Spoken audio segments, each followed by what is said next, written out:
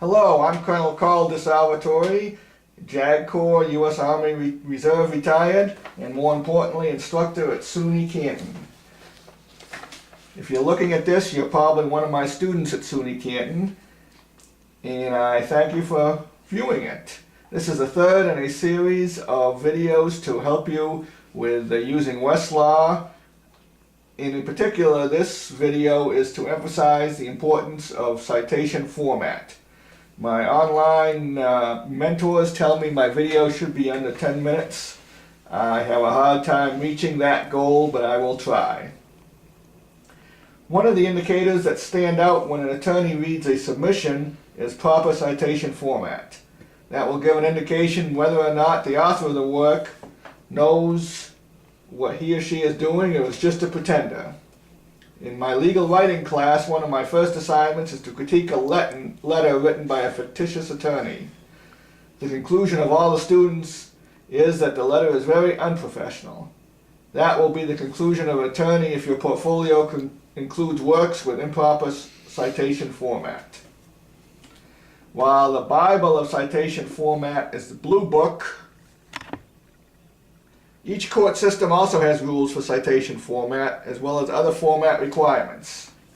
You need to know the rules for court submissions, and knowing and finding the rules for class submissions, and double and triple checking them with each submission is one step in developing the attention to detail and professionalism necessary for it to become a paralegal. Court rules are different for each court, just as the rules for individual professors are different. Deal with it. This is real life. Do not cut and paste Westlaw citations into your briefs or into your submissions to me. Many of my former students do that, and it is readily apparent, and it is wrong. Let's give you an example.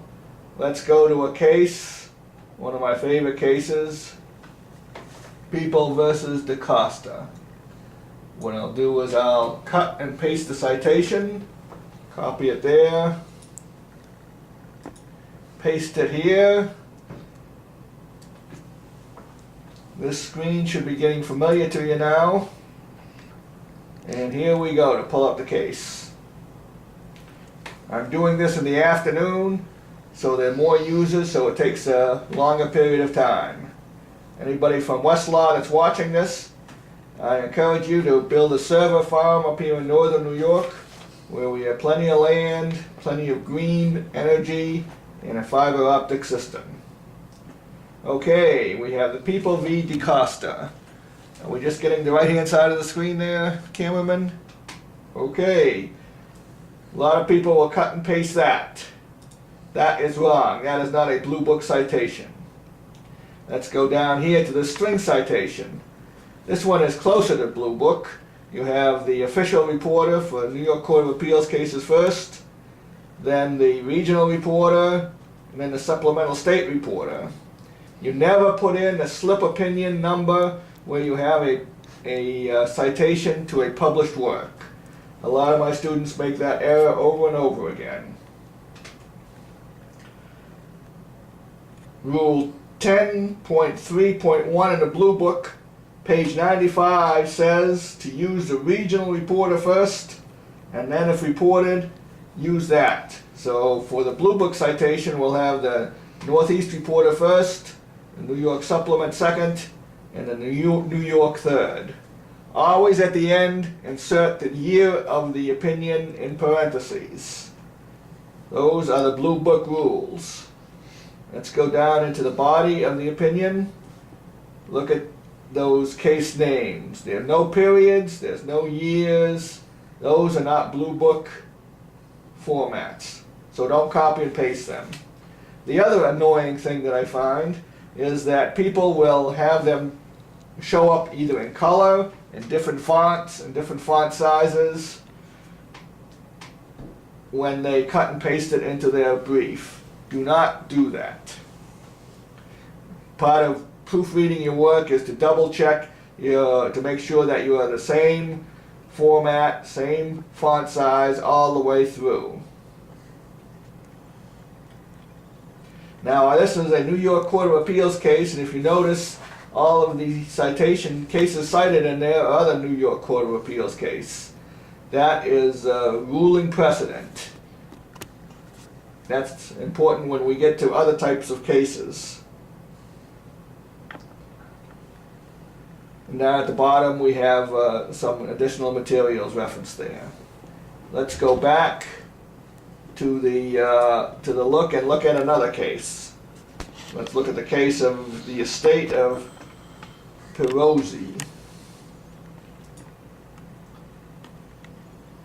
And this is a New York Supreme Court Appellate Division case. We do a Control C there. Go back. Oops, we lost Westlaw. Like I say, there's a lot of users in it. Westlaw, please come to Northern New York. We have everything you need up here.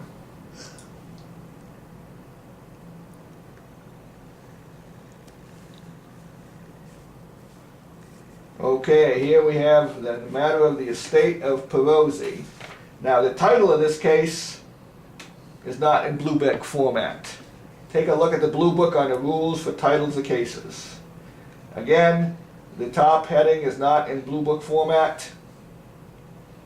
The string citation is not in Blue Book format. You would have, for Blue Book, you'd have the New York Supplement first, and then the Appellate Division, then the year of the opinion in parentheses. When you have an AD as one of your citations, you know it is the Appellate Division, so you don't need to put anything else in the parentheses. Let's go down here past the heading and get into some of the things that are in the body of the text. Take a look at that citation to the statute. That is not Blue Book format. Don't copy and paste it. Take a look at some of the other cases. They're all appellate divisions. EPTL, that's a statutory reference. That is not Blue Book citation format. So don't cut and paste those things. That is not Blue Book for citation format. None of the cases referenced there. You look in the Blue Book, and by jurisdiction they have the abbreviations for statutes. And now to round out this tape, I would like to go to a federal case for the purposes of comparison. Now, when we deal with federal cases, except for the Supreme Court, there is no official reporter. They are all the West Publishing reporting systems. And you see, I know when you use the specific citation, you don't have to put a search range. Okay, now here we are, US v. Vitacek. Again, this is not the Blue Book citation up here. We go down to this string cite. This is not Blue Book citation. Let's go down past the summary and the head notes and into the body of the case. We got statutory references here. This is just about Blue Book citation. I would accept this case citation, like a statute citation like that. The Blue Book says you have to put the year in it for the law. We go down a little bit further. Take a look at these cases. This is an unpublished case right here. That is Blue Book citation up to the point of the year. Go down a little bit further. We got some more Circuit Court of Appeals cases. That is a Blue Book citation format right there, as are the other cases. Now, if you notice, there is 2 page numbers. The volume number, reporter name, page number where the case starts, and then the second page number where the quotation occurs. If you don't have a quotation, you generally will not have 2 page numbers. So double check that. Just don't cut and paste it because it's in the case. Another case that you're looking at. And there was one other thing that I would like to exhibit. And we got Federal Rules of Evidence. Again, those are Blue Book citation formats. We don't have a CFR in here, but the CFR, Code of Federal Regulations, abbreviation is the Blue Book citation. So, to conclude, I proofread. Keep your blue book right next to your computer. Double and triple check. As always, copies of comments about this video can be sent to me at my Suny Canton email address. And if you think this video is pretty amateur, you are exactly correct. It is pretty amateur. I'm a lawyer and I'm a soldier, and I'm not a filmmaker. If you think you could do better, well, just do it, dude, or do it, dudette. And if it is better, we'll negotiate about the credit you'll get towards your final grade. Thank you, and study hard.